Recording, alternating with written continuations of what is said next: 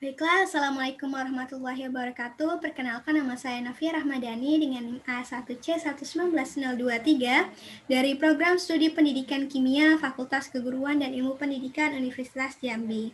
Nah, di sini saya akan menjawab beberapa pertanyaan seputar tentang praktikum kimia organik.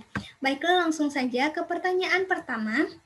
Sarankan beberapa modifikasi sederhana tentang alat-alat pendukung praktikum kimia organik yang sangat dibutuhkan. Jadi untuk menjawab pertanyaan ini saya akan menampilkan video di mana pada video ini itu dilakukan modifikasi alat destilasi itu menggunakan alat-alat yang sering kita temui atau barang-barang yang sederhana. Dapat kita lihat pada video itu terdapat keramik yang sudah diatur sedemikian rupa.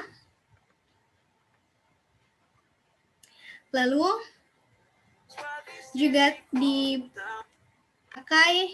botol plastik yang sudah dilubangi pada bagian seperti yang ditunjukkan pada video itu dengan diameter 1 cm.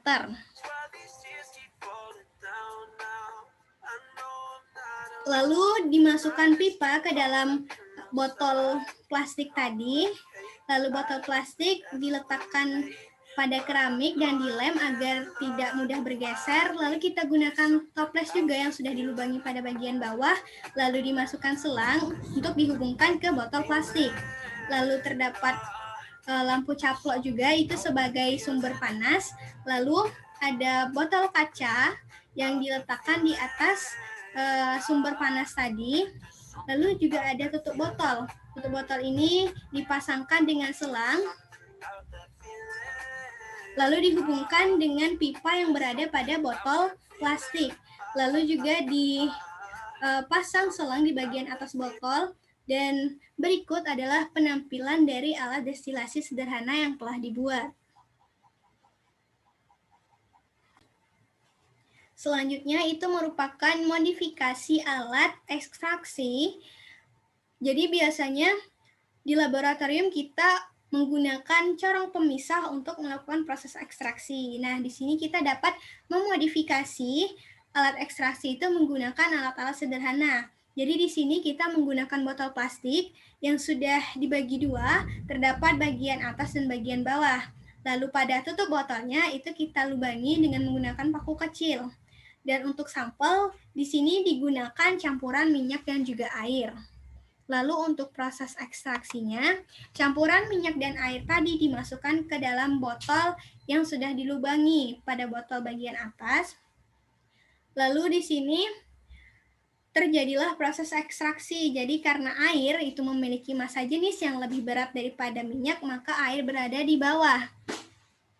Di sini dilakukan proses ekstraksi. Kemudian setelah kandungan airnya sudah habis, ditutup lubang pada bagian botol, pada bagian bawah. Lalu selanjutnya dilakukan proses ekstraksi untuk minyaknya, dipisahkan minyak.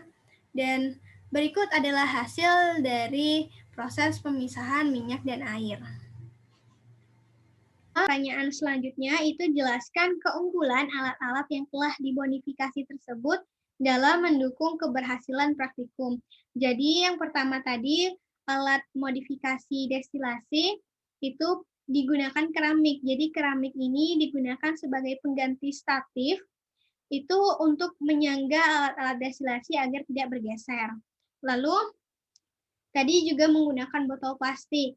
Nah, botol plastik ini digunakan sebagai kondensor, pengganti kondensor, yang mana kondensor ini dalam alat destilasi itu berfungsi untuk mendinginkan uap destilat yang melewati kondensor sehingga menjadi cair.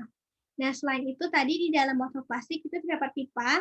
Pipa ini merupakan fungsinya sebagai pipa destilasi. Lalu tadi juga terdapat lampu caplok, jadi ini berfungsi sebagai pengganti pembakar bunsen ataupun hot plate. Jadi fungsinya itu untuk memanaskan sampel yang akan didestilasi. Lalu tadi juga ada selang. Selang ini digunakan untuk menghubungkan tempat air masuk dan keluar pada kondensor, pada botol plastik tadi.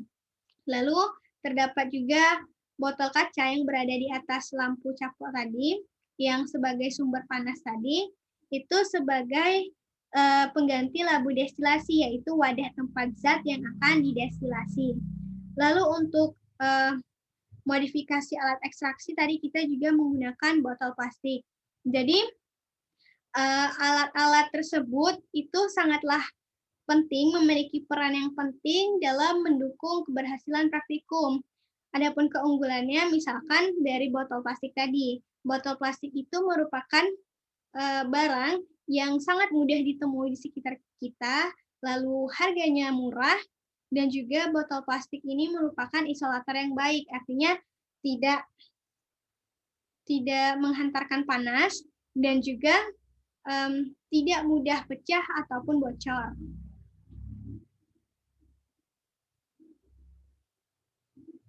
Baiklah, sekian untuk jawaban dari pertanyaan yang telah diberikan. Mohon maaf apabila terdapat kesalahan. Wabillahi taufiq wa hidayah. Assalamualaikum warahmatullahi wabarakatuh.